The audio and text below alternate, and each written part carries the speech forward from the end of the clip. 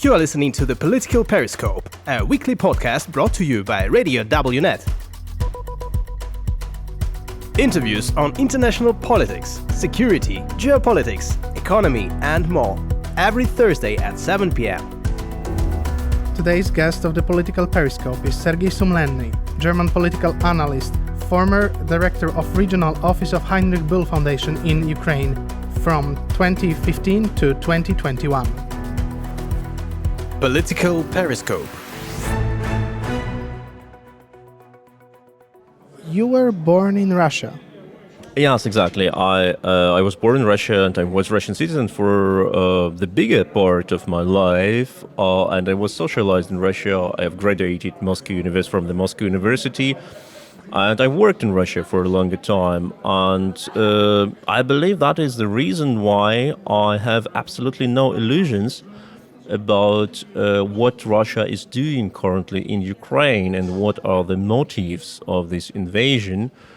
And that is why I'm sometimes so desperate about trying to explain my colleagues in Germany that what they're facing in Ukraine is not just some sort of misunderstanding one can solve with a good compromise with Moscow, but that is an essential aggression against our world and our way of life and style of life and our democracy.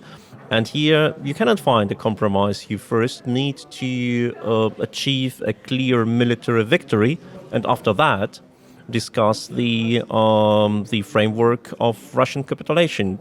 So no saving Putin's face? Well, maybe in some museum or in a jar in some decades. No saving of Putin's face, because like every compromise with Moscow, with Putin, is just time saving for him. Putin was never looking for a win-win game. He doesn't accept the very existence of win-win games. He always plays a zero-sum game, and any profit his opponent can get from any agreement, he understands that it is his personal loss, his personal cost. So in his way of dealing with any problem, there can be only his victory and humiliation of the opponent, or some sort of a deal which he is about to break. And that was all the deals we have signed with Moscow, starting from, for example, Minsk agreements, which Russia accepted only as a way to further undermine Ukraine and to reform its army and to gain more power and to increase German dependency on Russian gas. And any other agreement, if you look at them, they don't see themselves being bound by agreements, but they request from other parts to fulfill agreements. And after the opponent, as they see, like not the partner, but opponent, has fulfilled all the obligations resulting from the agreement, Russia violates its own part and goes into a new conflict and offers a new so-called compromise just in order to win some time and to hit you again. So what can we do now in current situation to solve this war, to end this war?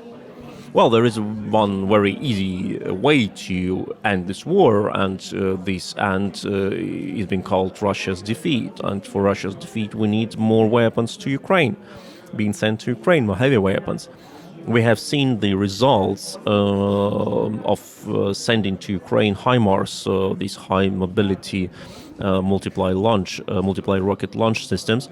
We have seen that within some weeks, Russian offensive has been stopped by Ukrainians. Russians were unable to continue their offensive neither in Donbas nor in the southern part of Ukraine, in Kherson, Zaporizhia. And now Ukrainians very precisely and very skilled switched off Russian ammunition depots, and that is actually what nobody expected in the West from Ukrainians. Okay, those people who knew Ukrainian army expected it, but the most people didn't expect it. That they didn't expect that Ukrainian army can be so skilled, that Ukrainian army can use this high-tech equipment designed in the West with that level of precision and of responsibility. We don't see any case of Ukrainian army hitting some targets which are not which are not seen as legitimate targets. They hit only and exclusively military targets with high precision, with high effectivity, and that is what they will continue to do. So we need to send more weapons to Ukraine. I would personally urge Western powers to send also fighter jets to Ukraine and surface-to-air missile systems like Patriots to Ukraine, so Ukrainians could protect their sky more effectively than they do it now with old Soviet systems. And if we do so, and Russia will effectively lose this war and will have to get out of Ukraine, we will have all the crises solved. We will have the food crisis solved, the hunger crisis solved, the energy crisis solved, and I hope we will see a regime change in Russia, because no dictator who has started a war and lost it could survive on the top of the political pyramid. And in this case, the man who has caused so many problems for the world and has put the world on the edge of the world war will just disappear. And that will be something which is good for everyone, including people who live in Russia. How will look Russia without Putin? Well, I personally don't care, I need to say, and it is clearly the question which should be elaborated by people who live in Russia and by nations who are neighbors of Russia, and maybe first and foremost by the nations who are neighbors of Russia and have suffered from Russian invasions. I personally would prefer to see Russia demilitarized and denuclearized, because we have seen that one of the factors which encouraged Vladimir Putin and Russian military elite and larger parts of Russian society to go into this war was a feeling of invulnerability, the feeling that they can do anything they want without having any fear of retaliation. You can see it, for example, on the cases that Ukraine does not attack any target on Russian territory. Even although Russia uses military bases in Bryansk or in Kursk Oblast in Russia to indiscriminately shell Ukrainian cities like Kharkiv or Sumy, Ukraine doesn't strike back. This is being done by a clear request by the U.S. to not use U.S. originated weapon systems to hit Russian soil, because the U.S. has fear of escalation, and specifically nuclear escalation. If Russia had not had nuclear weapons, Russia would never dare to start several wars in the region, because they knew what happened to other countries who tried. They have been brought to justice by international community, but Russia thinks that Russia is immune because of the nukes. So the first step which should be done after the collapse of Russian regime would be denuclearization of Russia, in order to allow Russia, or the countries which will appear after, to be parts of international community, to be seen by their neighbors as the countries which can be treated as partners, as reliable partners, and not as a source of eternal threat. So demilitarization, denuclearization, democratization, and most probably also regionalization in sense of allowing nations of Russia who want to be independent and free to be independent and free, because it's the basic right of any nation, the right for self-determination. And I think it will be better for any person who lives in Russia, even if they don't realize it currently, because if you think from the perspective, like I deliberately exclude from this position the views like of Ukrainians or Georgians or other nations who have been attacked by Russians, because their interest is clear. They don't want to be attacked once again. They don't want to be killed once again. They don't want to live under threat. But if you think about interests of, let me say, a 50-year-old mother living in Sverdlovsk Oblast in some small town close to Yekaterinburg, for example, in the city named Asbest, 80 kilometers from Yekaterinburg, and she has her son, and the son has just returned from the army and has no job, and now and then he marries and he takes a credit for his wedding and he can't pay it back. So he goes to the Wagner private war company and signs a contract to go to Syria or to Ukraine or somewhere else because he wants to get good money, and in 2 months or 2 weeks he comes back in a coffin. And this is a tragedy for the family. I don't say about the tragedy of the people who he killed or tortured or raped, but it is also a tragedy for the family. And this tragedy is caused by only one mean, because Vladimir Putin and Russia wanted to start imperialistic wars. And in the case of the Southern Urals Republic, or name it, or no idea, or free union or federation of some nations there will be no need to do it, and they can invest their passion and their skills and their time and their work into some peaceful activities and not in killing other people. Don't you fear that if Russian Federation collapses, there will be a huge vacuum of security, that China can just march in and stop on Ural? I don't think so. The West had the same fear just before the Soviet Union has collapsed. If we look at all the Hollywood movies from the time, there were fears that nuclear weapons will go to the hands of some crazy people, like terrorists, criminals, etc., that there will be wars. Nothing of that has happened.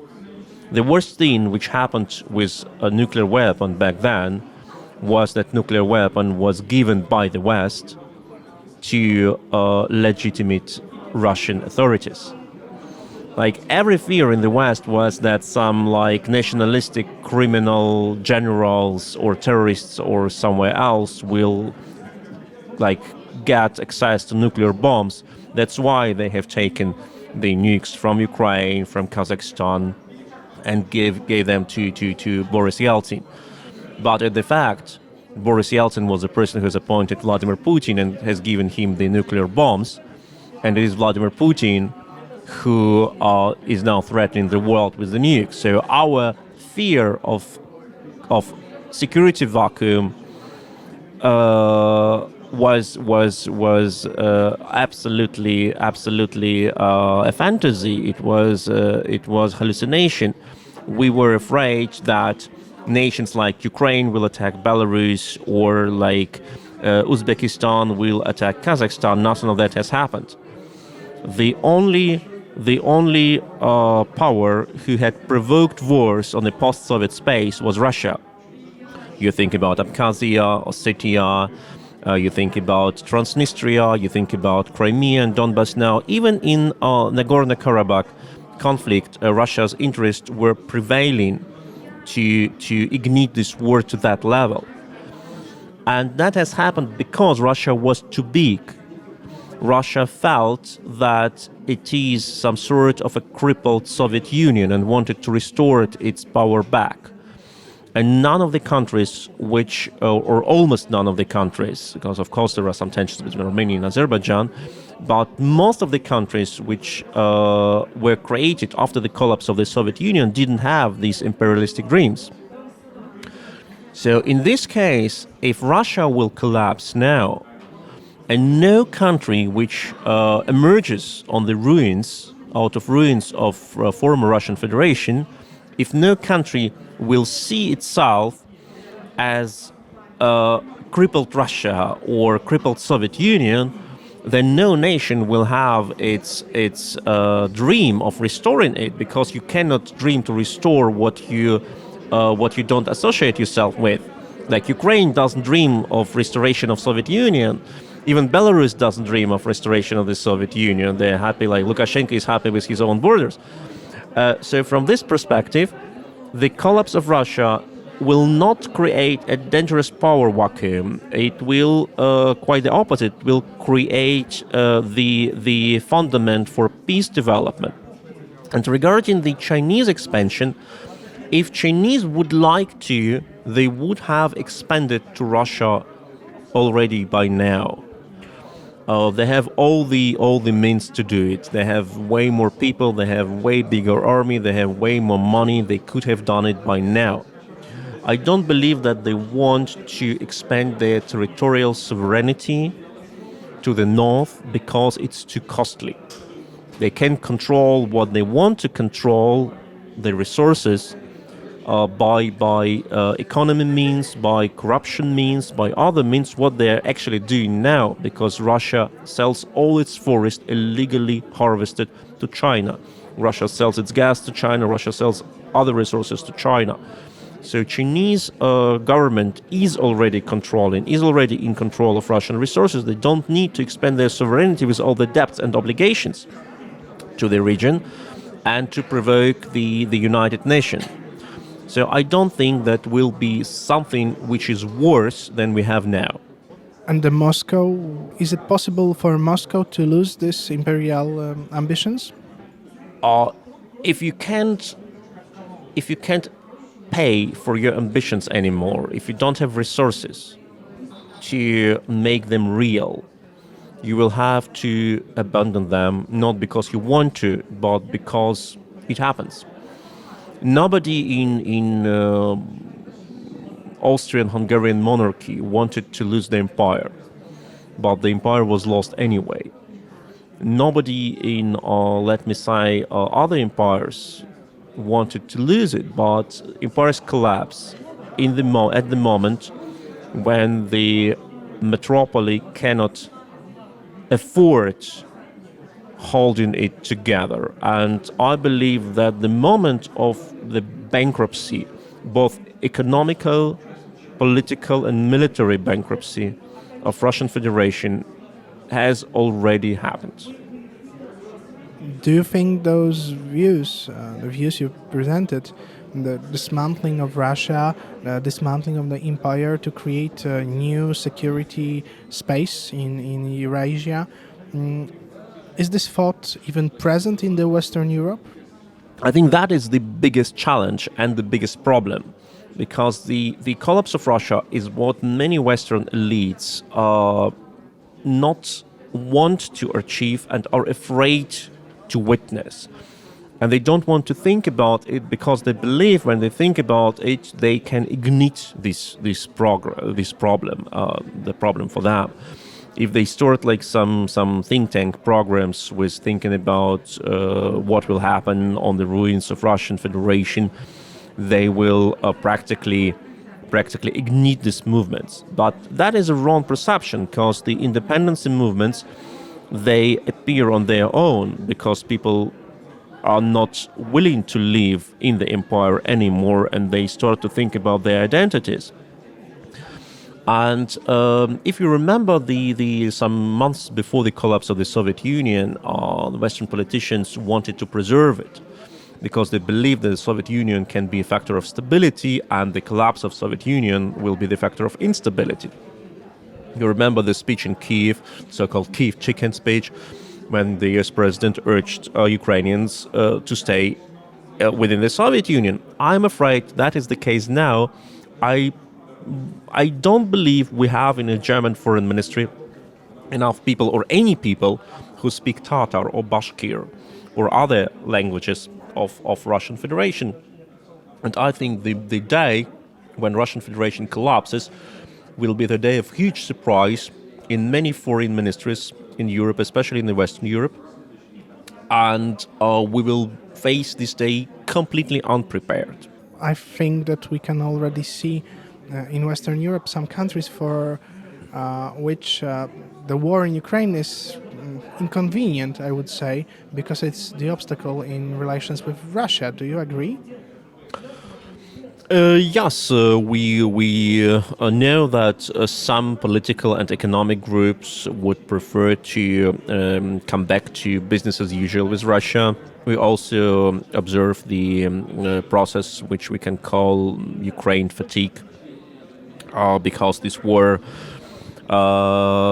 is going already since almost 150 days. And many people look with fear to winter and think, okay, where will we get our gas to heat our houses and to run our economy? But all these fears are the consequence of the lack of strategic vision and of clear understanding what is our challenge we face. We face the biggest challenge to our world, to democracy, to peace, stability, security, international law. And we cannot say we just pretend it doesn't happen. We cannot say let's agree on something and compromise our values, because this is the way to a worse conflict, to a worse war. And the wars, they don't ask you when you are in the mood to fight or not. When the battle comes, you either fight it or die or capitulate. Or you cannot say, I'm not in the mood today for a fight. Yesterday, a commission in Polish parliament decided to ask Germany to rent their nuclear power plants. Isn't the current situation somehow a fault of German energy policy? Well, I would say that the coalition government of Angela Merkel and Social Democrats in Germany, which run the country for 3 legislative periods out of 4, when Angela Merkel was chancellor, is directly responsible for the mess we are facing now. Many nations in Central Eastern Europe warned us Germans of the problematic character of the both Nord Stream 1 and Nord Stream 2 gas pipelines, and in general of the aggressive character of Russian energy export policy that our government was telling all the time to Poles, to Ukrainians, to other nations that we Germans have business relations with Moscow since like 50 years, 40 years, and we have never experienced any problem, and we know better, and all criticism against Moscow is just like some paranoid Russophobia or something else. The current situation demonstrates very clear that our government was wrong and Poles and Ukrainians were right.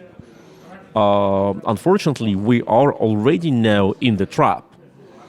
And we don't even say pretty openly in Germany that it is our German fault. So we even ignore the guilt of our governments for us having got into this trap.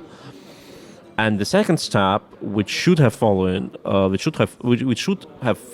after we have recognized that we are in the trap, is to understand what can we do. And we cannot rely on Russian gas supply to get out of this trap, because it is Russia who closed the trap. And what our government is doing, they're trying to find ways to persuade Vladimir Putin to sell us gas and to send us gas. But that is not what you can politically allow to happen, because Vladimir Putin is the blackmailer, the criminal who enjoys our vulnerability and who has created our vulnerability. To let him exploit this vulnerability is just to pay him back for what he has done. It is extremely wrong, and it doesn't help to improve our security situation, because we leave the key to our energy stability in his hands.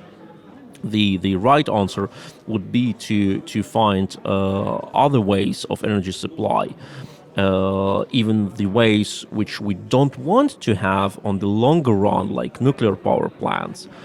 I understand that many people in Germany don't want to have nuclear power plants for a longer time, but we can continue to use them for 1 year or two, because the war is much worse than having run them for 1 year.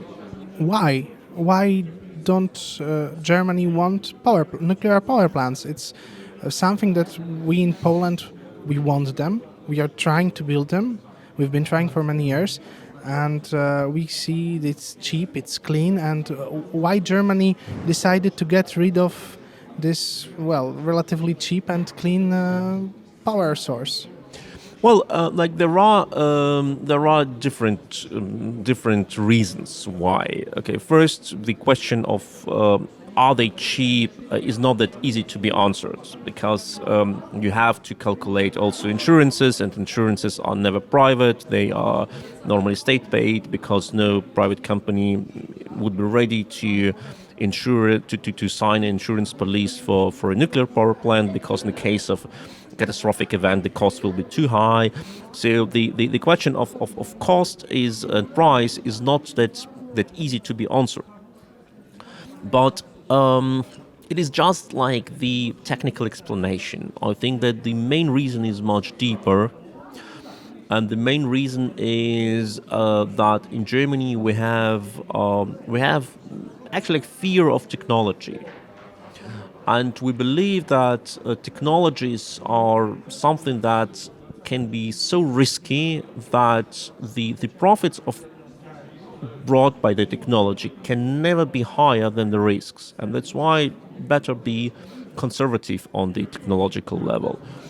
You can see it with many things, like starting from digitalization and German love to send in documents per fax, or the decision of German government, actually also by the Green Transport Minister back then in 90s, to stop financing of the magnet-led high-speed train Transrapid.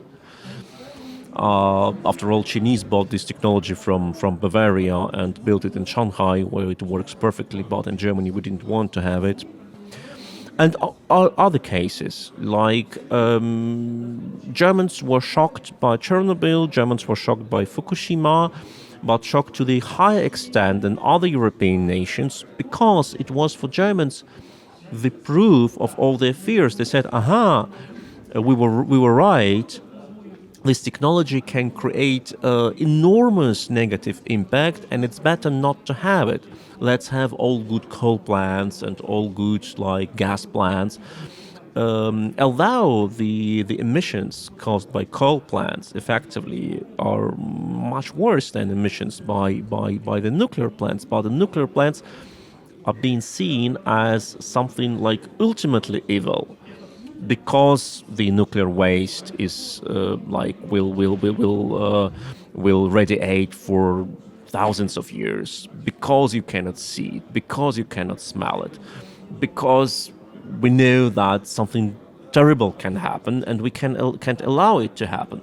So here we have emotions meeting real risks and being confirmed by these real risks. And once being accepted as policy, and the Green Party, for example, is one of the leading parties now in Germany, and anti-nuclear movement was the fundament of the Greens since decades. Even before the Green Party was founded as the party, it was the fundament of German peace movement and environmental movement. So we cancel it. We don't want to relaunch them. But I need to stress here, it's not only Greens. don't you forget that the nuclear power plants in Germany have been proclaimed as something we will shut down under Angela Merkel, on the Conservative Party. We know Germany's government attitude towards Russia. We know that the war is a problem for them. They would prefer a rather normal business as usual with Putin. And the society, what does German society think of the war? The vast majority of Germans are still ready to suffer financial costs, but to support Ukraine. If you look at polls now, we have about 65% of Germans who say we're ready to pay high price for energy, what we want to continue to support Ukraine. And if you exclude two radical parties who are very pro-Moscow and pro-Putin, like the far-right AfD, Alternative for Germany, and the far-left Die Linke, who are the descendants of the Eastern German dictatorship party SED, they both have way lower numbers. I think at AfD it's about 25%, at the Linke it's 45 or 50%.